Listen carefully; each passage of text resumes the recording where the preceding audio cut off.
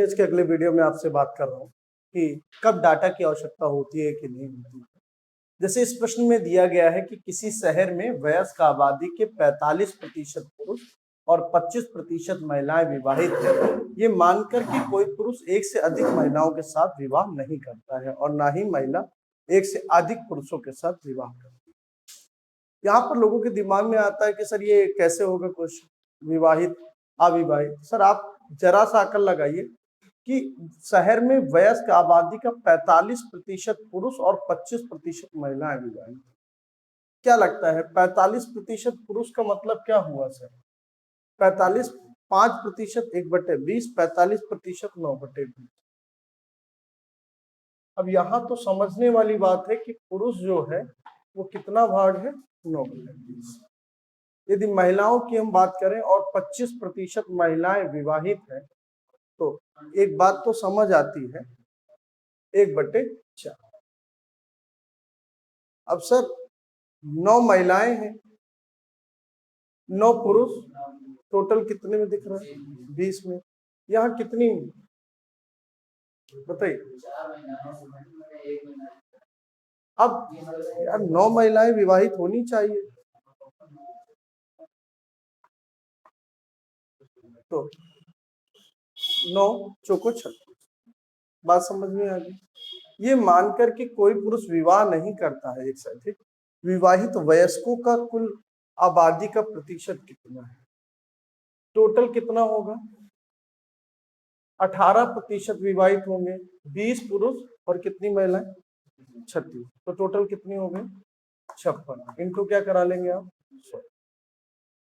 यहां से ईमानदारी से करेंगे, 14 चौको 56, 25, 2 सत्ते 14, 2 नहीं 18, 25 नहीं 225/7, 7 तिया 21, 1 बचा, 7 दूनी 14, 32.14% जो हमारा वयस्कों की कुल आबादी का प्रतिशत है।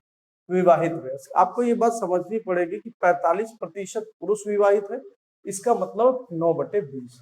9 पुरुष, कुल कितने पुरुषों में? 20 पुरुषों में 9 पुरुष विवाहित है और 25% महिलाएं विवाहित है। 25% का मतलब सबको पता होना चाहिए था कितना? 1/4। 25% का मतलब था 1/4। ये तो बिल्कुल गलत बात है कि 9 पुरुष एक महिला से विवाहित करे। यहाँ क्या लिखा है? 1 पुरुष 1 महिला से। इसका मतलब हमें 9 का ऊपर नीचे क्या कराना पड़ेगा? इंटू। इसका मतलब महिलाएं कितनी हो गई? 36। तो यहाँ से समझ में आ गई बात की 56 लोग 18 लोग विवाहित है 56। और इस तरह से हम पाते हैं कि 32.14%। तो बड़ा आसान सा है, ऐसा कुछ नहीं है, टेंशन की कोई बात नहीं है, बड़ा आसानी से आ जाता है। नोट कर लीजिएगा, अच्छे से समझ भी लीजिएगा कि कैसे विवाह हुआ है। चलिए अगला देखते हैं सर। लिखा हुआ एक अच्छा क्वेश्चन है कि एक सेब की कीमत एक केले की दोगुनी है और एक केले की कीमत अमरूद की तुलना में 25% कम है। भाई यदि फल की कीमत में 10% वृद्धि हो जाए तो 4 केले, 2 सेब तथा 3 अमरूदों की कीमत कितने प्रतिशत बढ़ जाएगी? सर एक बात आपको समझनी होगी, एक सेब और एक केला। सर आपको यहाँ पे एप्पल, बनाना और सर कह रहा है एक सेब की कीमत एक केले की दोगुनी है। यदि हमने इसको 4 रुपए लिया तो केला कितना हो गया? एक सेब की कीमत एक केले की कीमत से दोगुनी है और एक केले की कीमत अमरूद की तुलना में 25% कम है। मतलब ये है 3 और 4 के रेशियो में। सर बात समझ नहीं, ये बातें आप समझ सकते हैं। फिर से आप देख लीजिए, चाहे आप कुछ भी कंसीडर करें, आपको ये बात माननी पड़ेगी कि भाई यदि ये 1 होगा तो ये कितने हिस्सा होगा? दुगना है तो 2। और बनाना से कंपेयर, बनाना की कंपेयर हो रही है अमरूद की तुलना में 25% कम है। इसका मतलब यदि ये 4 भाग होगा तो ये 25% कम, ये कितने भाग होगा? 3 भाग। यहां तक समझ में आता है। यदि हम इसको कंबाइन कर ले तो ये कह सकते हैं आराम से 6, 3 और 4। सर समझ में आ रही है बात? यदि फल की कीमत में 10% वृद्धि हो जाए, यदि फल की कीमत का मतलब है therefore if the price of fruit is increase by 10%, then the cost of 6 3 9 4 13 और 13 का 10% बढ़ गया मान लीजिए, तो कह रहा है 4 केले 2 सेब तथा 3 अमरूदों की कीमत कितने प्रतिशत बढ़ती होगी। आप बताइए, जो फ्रूट्स में वृद्धि होगी वही तो चाहे आप जितने मल्टीप्लाई कर लो, परसेंटेज में तो उतना ही आना है। इसका सॉल्व बिना किए ही कह सकते थे कितने परसेंट बढ़ जाएगी, 10% बढ़ जाएगी, और इसमें कोई दिक्कत नहीं। क्यों? क्योंकि नंबर परसेंटेज कभी भी आंकड़े नहीं मांगता है, परसेंटेज कभी भी आंकड़े नहीं मांगता है। भाई आप चाहे जितने भी बढ़ा लो, यदि कीमत 10% बढ़ रही है तो ओवरऑल भी कितने बढ़ेगी, 10% ही बढ़ेगी, कोई इसमें फर्क वाली बात नहीं है। तो ये थोड़ा सा लोगों को लगने लगता है कि यार ये क्या है, लोग इसको करने भी लगते हैं सॉल्व कि 4 केले हैं, 2 सेब है, 3 अमरूद है, तो उससे कोई फर्क नहीं पड़ता है। तो ये वाला भी कई बार आपने क्वेश्चन करा हुआ है कि एक व्यक्ति ने एक ब्रांड की 4 कमीजों और ब्रांड बी की कुछ कमीजों का ऑर्डर दिया। ब्रांड ए की कमीज का मूल्य ब्रांड बी की कमीज से दुगना है। देखिए, इस तरह के क्वेश्चन बेहद आसान है कि ए और बी दो है, ए की कमीज का मूल्य ब्रांड बी की कमीज की मूल्य से दुगना था। इसका मतलब ए जो होगा वो कितना होगा, 2 भाग होगा, बी कितना होगा, 1 भाग। कह रहा मॉल जाने पर पता चला कि दोनों ब्रांडों की संख्या आपस में बदल गई है। जो 4 कमीज ले रहे थे और ये एक्स कमीज ले रहे थे, अब बदल गई है। मतलब 4 वाला जो है वो 1 के रेट से लगा और एक्स वाला 2 के रेट से लगा। ऐसा होने से बिल कितना फर्क पड़ा। हाँ, पहले भाई 4 दूनी 8 और एक्स 8 प्लस एक्स बन रहा था, हमने मान लिया 100 रुपए खर्च आ रहा था। पर अब क्या हुआ, उसने 2x प्लस 4 कर लिया और कितना चेंज आया है, चेंज आया है 40% बढ़ गया, 140। और यदि ईमानदारी से इसको सॉल्व कर लेते तो कोई बुराई नहीं है। 2 पंचे 10 और 2 सत्ते 14, 7 56 प्लस 7x और 5 दूनी 10x प्लस 20।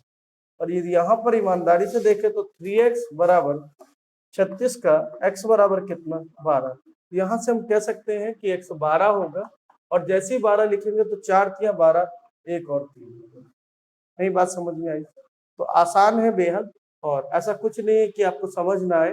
ब्रांड ए की कमीज का मूल्य ब्रांड बी की कमीजों का दुगुना है, ये आपको समझ लेना है। तो 2 और 1, और ये बताया गया कि 4 कमीजें, इसका हमने मान लिया x। पहले बिल बन रहा होगा 4 दूनी 8 और x का 8 प्लस x का बन रहा होगा, जिसको हमने क्या माना हुआ है, 100। फिर क्या होता है, क्रॉस हो जाएगा, 4 एकम 4 और 2x कितना हो जाएगा, 4 प्लस 2x, जो 100 से कितना हो गया, 2 पंचे 10 और 2 सत्ते 14। इस तरह से 5/7 का रेशियो। नहीं समझ में आया तो थोड़ा सा समझ के चलना है, और अच्छे से बात मान के चलनी है कि पढ़ना पड़ेगा और अच्छा पढ़ना पड़ेगा, तभी क्वेश्चंस हो पाएंगे आपसे। ठीक है सर, नोट कर लिया होगा, आगे बढ़ते हैं। देखिए, है क्या, होता कुछ नहीं है सर, बहुत बड़ा फर्क नहीं आता है, बट क्या होता है, आप थोड़ा सा अच्छा पढ़ेंगे, रिजल्ट अच्छा आएगा और अच्छी जगह आपका सिलेक्शन होगा। राज ने 6 काली और 1 सफेद गेंदें ली, ब्लैक और व्हाइट है, 6 काली है और x सफेद गेंदें हैं। क्या कहता है कि सफेद बॉल की कीमत का 5/2 है, 2.5 गुना है, तो 5 और 2 का रेशियो है। बिल बनता तो सर क्या बनता है, 6 पंचे 30 प्लस 2x, बोलो यही तो बनेगा, 6 पंचे 30 और प्लस 2x। हमने मान लिया 100 का बिल बन रहा है।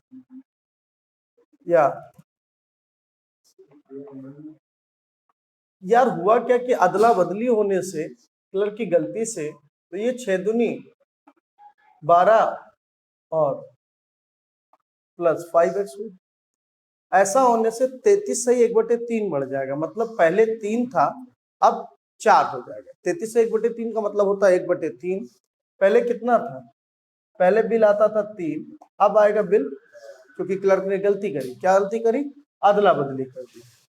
नहीं समझ में आया, 6 पंचे 30 प्लस 2x था, बट उसने 5x प्लस 6 दूनी 12 कर दिया, जिसकी वजह से 1/3 बढ़ गया। पहले 3 आता था, अब 1 बढ़ गया, तो कितना आएगा बेटे, 4 आएगा। तो यहां से मल्टीप्लाई जब कर लोगे तो क्या आ जाएगा, 120 प्लस 8x बराबर 36 प्लस 15x। 15 में 8 गया, कितना आता बेटे, 7। 120 में 36 गया, कितना आएगा, 84। और 12 सत्ते 84, यहाँ भी x बराबर वैल्यू क्या आई है सर, 12। तो कोई बहुत बड़ा काम नहीं है और बहुत बड़ा वो नहीं है, बहुत आसान सा क्वेश्चन है। बस लोग गलतियां क्या करते हैं, लोगों की अकल की बात है, लोग उतना इसको कॉन्फ़िगर नहीं कर पाते और ना कर पाने की वजह से ही दिक्कत होती है। तो बेहद आसान है सर, एक और करेंगे। क्या लिखा हुआ है कि सर बड़ा आसान सा क्वेश्चन है और बहुत बार लोग गलतियां करते हैं। किसी नगर में जनसंख्या, फिर वही बात, आपको जब परसेंटेज निकालना है सर तो आंकड़े की जरूरत है या रेशियो की? रेशियो की सर। आपके यहाँ ये क्या कहा जा रहा है कि सर उनमें से 4/9 पुरुष हैं, बाकी महिलाएं 50% विवाहित। 9 में से 4 पुरुष हैं सर, बात समझिएगा, 9 टोटल लोग हैं, 4 पुरुष है, मेल है, तो फीमेल कितनी होंगी सर? 50% मैरिड है, तो यहाँ पे बोल सकते हैं कि मैरिड कितने हैं? मैरिड सर 2 है, कितने से हैं? 2 से। 2 मैरिड है, कितने से? 2 से। ऑब्वियस सी बात है, वो तो 2 ही होंगी, औरतें भी। कह रहा विवाहित जनसंख्या का प्रतिशत बताओ। सर आप कह सकते हो कि 2 और 2 4, टोटल कितने में? 9 में। हमने पहले बताया 9 लोगों में 4 पुरुष है, 5 महिलाएं, इंटू 100 कराएंगे, आपका आ जाएगा 44 सही 4/9%। ध्यान से समझिएगा। पर यदि यहीं पर ये कह दिया गया सर नहीं विवाहित महिलाओं का प्रतिशत बताओ, तो विवाहित महिलाएं कितनी है? 2 है। टोटल कितनी में? 5 महिलाओं में, इंटू क्या करा देंगे? What the answer is 40%। तो ये हो गए पहले और दूसरे दोनों प्रश्नों का उत्तर। आपको ये आंकड़ा दिया गया किसी नगर की जनसंख्या 2,21,000 है, ये बेवजह दिया गया और इसका कोई यूज नहीं। आप सीधा सीधा उसने जो रेशियो दिया था कि सर 4/9 पुरुष है, 9 लोगों में 4 पुरुष है, 5 महिलाएं हैं, आधी विवाहित है, तो 4 में 2 विवाहित हो गए, तो 2 महिलाओं से विवाहित हुए होंगे, बस इतनी सी बात। तो 2 और 2 4, 4/9 इंटू तो 44 सही 4/9 विवाहित जनसंख्या और विवाहित महिलाएं कितनी है समझ में आ गया। तो इसी तरह से यार क्वेश्चन आने हैं और आप थोड़ा सा भी दिमाग लगाएंगे तो बिल्कुल कर लेंगे, इसमें कोई दो राय नहीं। एक निर्माता ने अपने सामान को थोक विक्रेता को 25% लाभ पर बेचा। थोक विक्रेता ने दुकानदार को 20% लाभ, दुकानदार ने ग्राहक को 28, अगर ग्राहक ने 48। सर ये क्या चैन रूल नहीं लग जाएगा? सर उसका बेसिक क्वेश्चन पड़ा हुआ है कि बच्चे भूल तो नहीं गए। एक बार मैं रिकॉल करा देता हूँ आपको कि what is chain rule. Chain rule में कुछ नहीं होता है। फाइनली क्या हुआ? फाइनली कस्टमर को 4800 रुपए पड़ा। मैन्युफैक्चरर ने क्या लगाया? एम मान लिया, इनटू, और थोक विक्रेता को 25% लाभ। सर 25% कितना होता है? सर बहुत जल्दी होना चाहिए। 25% 1/4, 4 में 1 लाभ ले लिया तो सर कितने में बेचेगा? 5/4। सर बहुत अच्छी स्पीड होनी चाहिए। 20% लाभ, 20% सर कितना होता है? 1/5, और 5 पर 1 लाभ ले लेंगे तो सर 6/5। सर समझ में आ रहा होगा। 28% का मतलब क्या होगा?